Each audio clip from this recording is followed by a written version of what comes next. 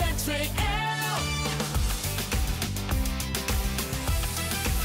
Omroep ZVL. Strandpaviljoen De Zeemeeuw werd afgelopen zaterdag deels omgetoverd tot telcentrum voor de nationale schelpentelling. Een dag waarop meerdere vrijwilligers het strand in Katzand afstruinen op zoek naar schelpen. We doen op één dag op ongeveer 18 verschillende locaties tellen we schelpen. Dat begint bij Schiermonnikoog, Ameland, zo de Waddeneilanden en tot en met in feite Katzand-Zwin. Het is niet zomaar zoeken, want achter het zoeken schuilt nog een hele methode. We gaan op het vloedmerk staan, daar liggen ook de meeste schelpen. En dan tellen we ze in een spiraalvorm tot we 100 schelpen hebben. En als we 100 schelpen hebben, dan worden ze gesorteerd en geïdentificeerd. De resultaten daarvan worden doorgestuurd naar Naturalis.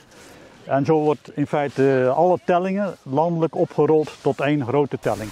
Hoewel het ook voor het plezier is er ook een reden dat er geteld wordt.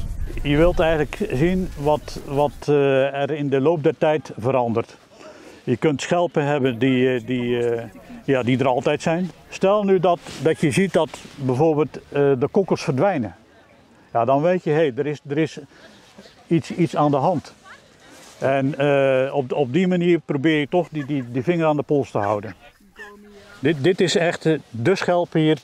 Trouwens, niet alleen hier, maar in de meeste gevallen zijn dat de schelpen die je langs de stranden vindt. De kokkel. En tijdens zo'n telling kom je veel tegen en daar kan Ewald veel over vertellen. Je hebt dan naast de enkelvoudige schelpen, zeg maar, heb je ook de schelpen die nog aan elkaar zitten. Hè? En dat betekent dat heel recente schelpen zijn. De rest moet je toch denken aan wat oudere schelpen. En dat gaat terug tot miljoenen jaren oud. We hebben hier schelpen, de zogenaamde zwinkokkel. Die is ongeveer een 45 miljoen jaar oud. Ook heeft de gids nog een leuk weetje voor schelpenzoekers thuis. En hoe kan je nou precies zien hoe oud een schelp is? Nou, dat is heel moeilijk.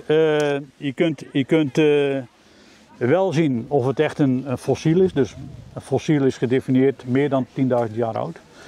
Dan pak je je smartphone en dan doe je je lampje aan. En als het licht er doorheen schijnt, dan is het geen fossiel. Dan is hij jonger dan 10.000 jaar oud. Gaat hij er niet doorheen, dan is het echt een fossiel. Ja, en dat kan van meer dan 10.000 jaar tot wat ik zeg, we hebben hier zwinkokkels van 45 miljoen jaar oud.